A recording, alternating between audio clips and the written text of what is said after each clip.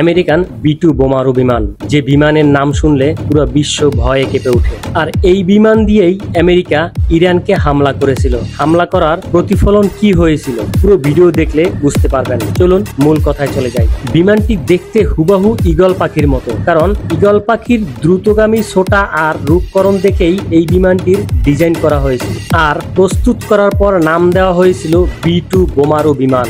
এই B2 বোমারু বিমানটি এমন এক পদার্থ দিয়ে তৈরি করা হয়েছে যে শত্রুপক্ষকে আঘাত করলে বা শত্রুপক্ষকে আক্রমণ করতে গেলে শত্রুপক্ষ বিমানটিকে চিহ্নিত করতে পারে না, এমনকি রাডারের মাধ্যমেও এই বিমানটিকে শনাক্ত করা যায় না। আর এই সুযোগে বিমানটি শত্রুপক্ষকে সঠিক স্থানে আক্রমণ করে অক্ষত অবস্থায় ফিরে আসতে পারে। তাই তো ইরান ইসরায়েল যখন যুদ্ধ চলে তখন ইসরায়েলের পক্ষ হয়ে আমেরিকা এসে এই B2 বোমারু বিমান দিয়ে ইরানকে আক্রমণ করেছিল।